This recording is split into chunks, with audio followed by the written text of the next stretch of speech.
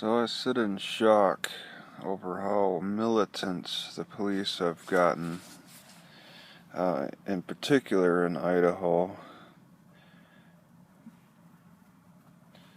When they can ask for ID and don't have to produce it themselves, that's like a soldier trying to determine enemy combatants.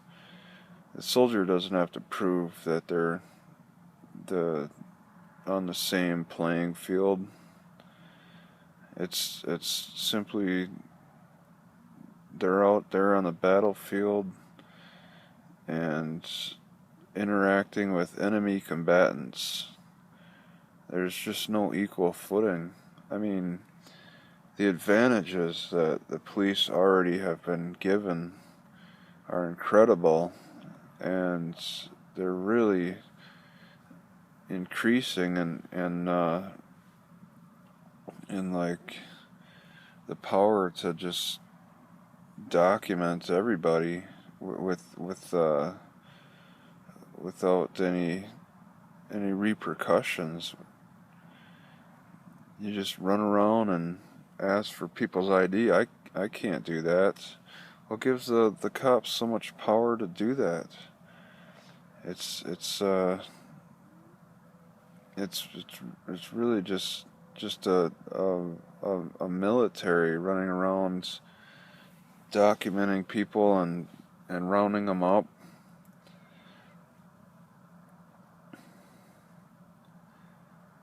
It's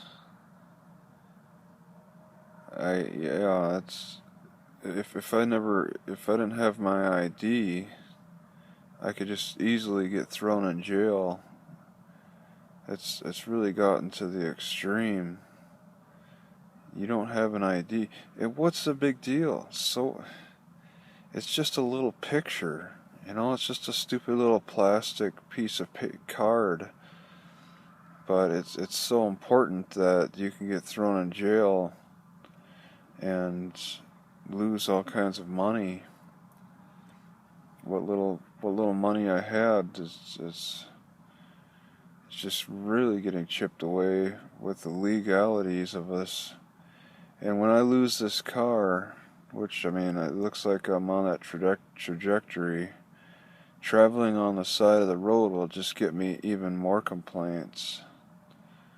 Alright, when I was just walking to Horseshoe Bend to go get my car, I had 2 complaints while I was walking on the side of the road.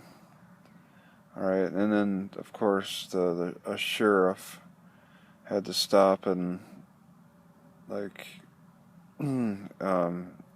interview me or whatever. So traveling without a car gets you a lot more complaints.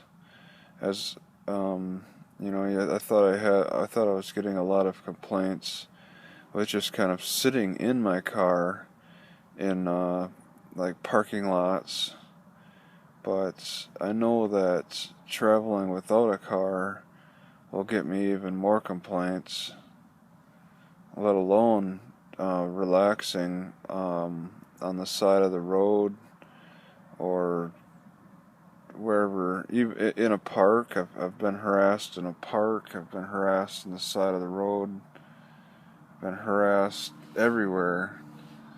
Alright, and it only gets worse when I lose the power of driving, when I lose the ability to drive. This court date, this court location is in an incredibly far off distance, an hour away from here. And it's about an hour away from where I was arrested too. You have to travel such a long period, long distance to get to the courthouse. I can see when I was looking in Washington, the history of the courthouse in South Bend. And the courthouse used to be located on Long Beach, the people were mad about having to travel all the way to Long Beach. They had to go across a large body of water to get to that courthouse. They trashed the courthouse and relocated it to South Bend, which isn't far from Raymond, because some courthouses are inconvenient to get to in some ways, especially in the olden times. It may have become less of a problem to get to courthouses in today's modern society with the cars and whatnot, but I mean that's available technology to people who've got the money. What about people who don't have the money? I mean, getting to Idaho City without a car looks near impossible. I'm debating on whether or not I'd like to try to bicycle over there, but it's considered an hour's drive. But bicycling would take all day just to get over to the courthouse, and I'd be looking at having to stay overnight, because if I forget the time, it's early, I think it's in the morning, so I'd have to leave the day before, and then you got to get through all the heat too. I'd have to bring a few gallons of water if I wanted to make a trip like that on bicycle. But anything to avoid driving would be nice. But you gotta deal with complaints. I'd have to deal with all kinds of complaints from people saying that I'm just in the way on the road or something. I don't know. When I walked to Horseshoe Bend, I was a little surprised. I got 2 complaints with that. So it's easy for people to complain. It's easy for cops to require ID. It's at their discretion. Previous cops, before the Horseshoe Bend arrest, they were willing to take my name verbally, but I guess that's at their discretion. They could have me arrested and my car towed. They could have gone straight to that if they wanted to, because apparently that's a reasonable law now, and it's piggybacked off of insurance. All right, you're required to show insurance since the 80s, since about 82, and then 10 years later, another court case comes up where they decide that it's okay to show your driver's license for the cops to demand it, or they can arrest you. But you don't have to ask. You're not able to ask a cop for his identity in exchange. There is no fair trade with the law enforcement. Okay, they enforce a lot of fair trade for what they think is fair trade in business, but it doesn't work. It's not fair in the legal sense. If I wanted to hang out at a business after purchasing something, maybe to play with the thing I purchased, I can't. If a cop comes by and says, "All right, you're trespassing now," that's it.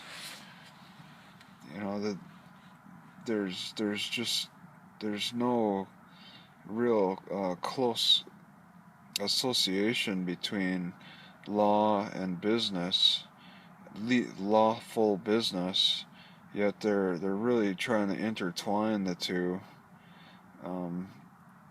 and it's really, I mean, it seems like a problem to me that they can enforce this minimum business on the people, where there's like, it's like a 2-drink minimum at the bar. If you don't buy those drinks, then don't go to the bar, type of thing. But if you wanted to go elsewhere, then you got to deal with curfews and whatnot. There appear to be these curfews. You know, people may call them trespassing, but if it happens at night, it's pretty much a curfew as far as I can tell.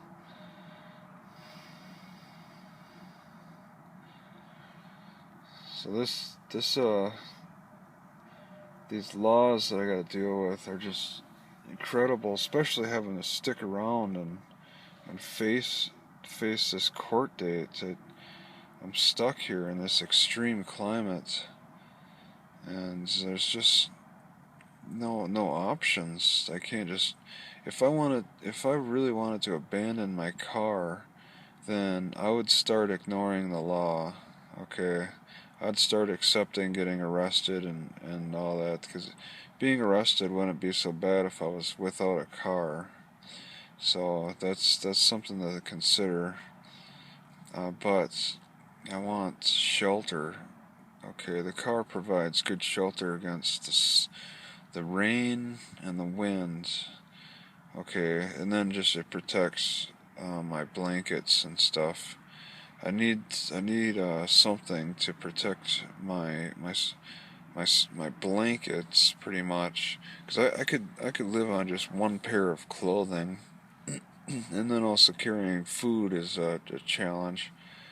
If I could have some kind of a trailer or something, maybe a 2-wheel hand truck where I could wheel stuff around, then maybe, you know, but it still needs some kind of a shelter, something that it doesn't have to be a large enclosure, but something that can protect me from the wind and the rain, because the car has been my primary means of protection with that, and to get away from that is a real challenge. In the winter time, I don't see how I can do it. And then, you know, sun protection too for the summertime. I don't know how I can live without the car. All right, because there are no shelters that are free and safe around here, at least. But yeah, you know, just all it takes is one more tow, and I'm pretty much without the car. I won't have enough money to pay to get it out again. That's it. And I'll have to think about what to do with my stuff. Right now, you know, I could go without a lot of the winter equipment, but I'm really at the max with my winter equipment for the cold, down to maybe, you know, to the teens, pretty much. I can handle the weather to the teens, but that's, you know, with all the winter gear and blankets that I have. That's inside the car with the wind protection inside the car. Outside the car, I would actually need a little bit more protection. So it's a difficult situation. It's very volatile right now with you know, me about to lose a car. I mean, I can pay for registration with Washington, but I'm just not able to just drive up there and drive back. You know, that's just such a waste of gas. When I make an attempt to get that sticker sent to some address in Idaho now, and see if if I can make the car legal, because cops harass me so much that, you know, going without stickers for a day after expiration would I'd get harassed. I'd have a cop on me in no time. The day after the car registration expires, they'd be on me. You know, it's practically a weekly occurrence with these cops. So yeah, the car life is volatile now. I'm looking at going full homeless in no time. It's just you know, either something traumatic has to happen, or I'm gradually declining and getting there. I'd rather have it happen slowly, so I can research uh, my options again. I watch other homeless people, and I see that, you know, a lot of them carry kids carts, those little kids buggy things. I guess that's the most economical and cheapest means of transporting your stuff. But once again, that stuff provides no shelter, no wind, no rain protection. So yeah, there's going to be hardship involved with that. But yeah, the way the law is set up, I mean, it's set up for you to fail. Okay, it's just, you know, I could, you know, without the car, I could just throw away my ID, because it's you know, when I lose the car, that's it. It doesn't matter. I don't need to identify myself anymore. The whole reason I keep an ID, that I feel it's pretty important, is for the driving part. Everything else isn't that important. Okay, I could verbally identify myself without having a car. And if they want to throw me in jail, that can be kind of a step up, but you know, it's still a little difficult.